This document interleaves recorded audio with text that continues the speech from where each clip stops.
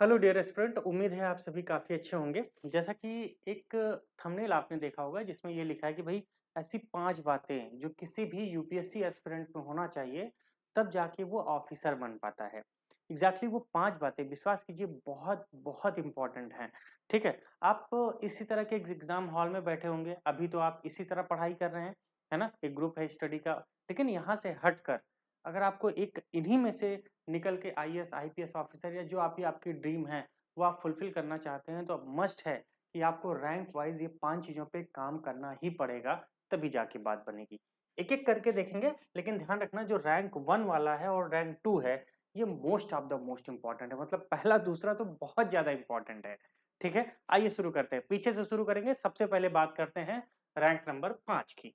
देखो, rank number 5 क्या है कि सबसे पहला भई ये 5 में मैं सबसे लास्ट में ये रख रहा हूँ कि strong understanding of syllabus and exam pattern.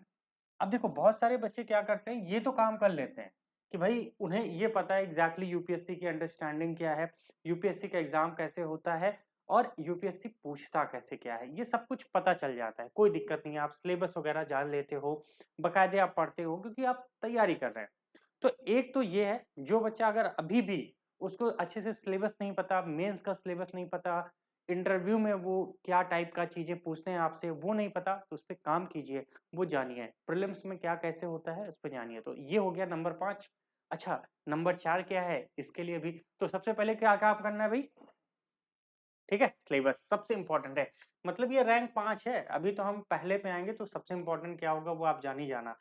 लेकिन बात करते हैं रैंक टू 4 पे। रैंक 4 में है कंसिस्टेंसी एंड स्ट्रेटेजिक प्रिपरेशन। बहुत सारे ऐसे हैं, देखो एग्जैक्टली होता क्या है ना कि हम एजुकेटर्स जब बहुत सारे बच्चों से बात करते हैं तब एग्जैक्टली समझ में आता है कि एक मेजर सेगमेंट जो स्टूडेंट का है वो क्या फेस कर रहा है। उनके अंदर सबसे बड़ी प्रॉब्लम क्या है, स्ट्रेटेजिक प्रिपरेशन उनके अंदर नहीं है। जो पाया पढ़ रहे हैं, जो पढ़ाया गया पढ़ रहे हैं, उनको ये एग्जैक्टली नहीं पता कि हमारा सिलेबस कितना क्या कंप्लीट हो रहा है। उनके नेगेटिव पॉइंट्स क्या हैं, उनके पॉजिटिव पॉइंट्स क्या हैं, वो उस पे डिस्कस करते ही नहीं हैं। तो आपको ये इस तरह नहीं बढ़ना है, आपको बहुत अच्छे से एक कंसिस्टेंट परफॉर्मेंस रखनी है और एक स्ट्रेटेजिक प्रिपरेशन करनी है, क्योंकि ये एग्ज़ाम क्या है, लोगों से आगे बढ़ने का, ना कि लोगों से ज़्यादा नॉलेज का। बस आपको लोगों से ज़्यादा आगे बढ़ना है, आगे बढ़ गए तो आपका एग्ज़ाम हो जाएगा। वो तभी हो पाता है जब आप कछुए की चाल लगातार चलते रहिए, दौड़ के रुक नहीं जाना है, दौड़ते रहना है। Consistency number 2।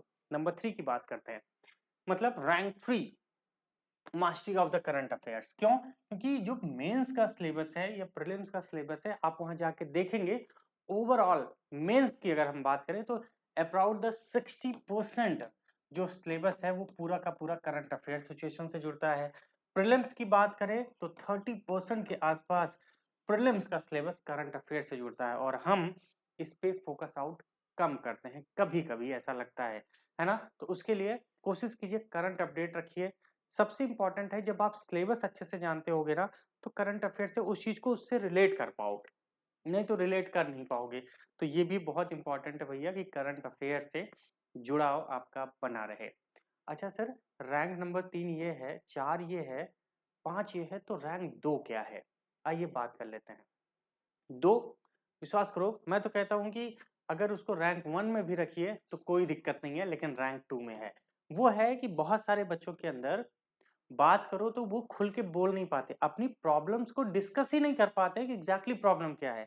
यानी कि उनके अंदर उनका जो पर्सनालिटी है वो बहुत छुपी है, और कम्युनिकेशन स्किल्स तो एकदम मतलब पता ही नहीं है कि एग्जैक्टली किसके सामने क्या बोलना है। और जब तक आप ये नहीं करोगे तो आप कैसे सेलेक्ट होगे, क्योंकि वहां पे तो आपको बहुत हाई लेवल की कम्युनिकेशन स्किल आपकी होनी चाहिए। तो एग्जैक्टली करिए, इस पे काम करिए, बोलना सीखिए, बताना सीखिए जो दिल में है। जब तक वो एक्सप्रेस नहीं करोगे तो इंटरव्यू में मार्क्स अच्छे नहीं आएंगे। बहुत ऐसे पढ़ाकू हैं लेकिन इंटरव्यू में मार्क्स नहीं आता, इस वजह से फाइनली सेलेक्ट नहीं हो पाते। बहुत इंपॉर्टेंट है रैंक 2, ठीक है? अच्छा, रैंक 1 क्या होगी, इसकी तड़प तो आपको भी होगी, मुझे भी है। आइए ध्यान से देखते हैं रैंक 1, और वो क्या है? Extensive answer writing. क्यों? क्योंकि मेंस का भाई टोटल 1750 नंबर जो हैं आपके, वो 1725 नंबर 50 नंबर, वो भाई कहाँ से आएगा? एग्जैक्टली वो नंबर कहाँ से पाओगे और कैसे करोगे आप? उसके लिए तो चाहिए ना तो उसके लिए हमें क्या चाहिए? एक्सटेंसिव आंसर, यानी कि सिर्फ फोकस ऑन लास्ट में किस पे करना है सबसे ज्यादा, वो है आंसर राइटिंग पे। बिकॉज आंसर राइटिंग के साथ अगर इन 4-5 चीजें जो मैंने बताई इस पे सही से फोकस कर ले गए ना, ये आपका एग्जाम की बिल्डिंग है। और जब बिल्डिंग ब्लॉक्स पे ब्लॉक्स ये 5 स्टेप आप बनाते हो तो आप 100% है क्या हो जाते हैं? Become IAS and IPS। 100% आप सेलेक्ट हो जाते हैं। आप देख रहे हैं ना, यहां तक पहुंचने के लिए आपको कहां से गुजरे हैं आप जरा देखिए। आप सबसे पहले ये स्थिति थी, आप है ना, और अभी भी आप ये सोच रहे होंगे आप यहीं पे हैं। लेकिन यहां से जब आपको इस तरह से यहां तक पहुंचना है तो आपको ये 5 स्टेप्स फॉलो करने पड़ेंगे। नंबर 1, जबरदस्त आंसर राइटिंग प्रैक्टिस करनी है, कोई बहाना नहीं। डेली लिखना है, खूब लिखना है। दूसरा, स्किल डेवलपमेंट पे काम करना है, मुझे बोलना सीखना है, अपनी बातें को दूसरे के सामने रखना सीखना है। कितना भी बड़ा सामने मेरे दिग्गज क्यों ना बैठा हो, लेकिन मुझे अपनी बात रखना आनी चाहिए। तीसरा, जो मैंने बताया, करंट अफेयर्स से हमेशा दोस्ती बना के रखिए, कंसिस्टेंस और स्ट्रेटेजिक प्रिपरेशन। और लास्ट में है सिलेबस का पैटर्न, मोस्ट इंपॉर्टेंट है। ये एग्जाम का पैटर्न क्या है, सिलेबस क्या है हमारा, ठीक है। अच्छा, लास्ट में एक चीज और है, आप जरूर बताइएगा कि आपको क्या पसंद है, IAS बनना या IPS बनना, ठीक है। तो जरूर बताइएगा कमेंट बॉक्स में कि आपकी ड्रीम जॉब क्या है, IAS या IPS, बताओगे ना। और इसको फॉलो कीजिए, ठीक है, बहुत इंपॉर्टेंट है, नहीं फॉलो करोगे तो मजा नहीं आएगा, ध्यान रखना। तो थैंक यू सो मच आप सभी का जुड़ने के लिए। फिर अगले सेशन में बात करेंगे कुछ और इंटरेस्टिंग टॉपिक के साथ। Thank you so much. Channel नहीं सब्सक्राइब किया है तो जरूर सब्सक्राइब कीजिए। अगर ये वीडियो पसंद आया है तो लाइक तो बनता है भाई, है ना। चलिए, बाय बाय।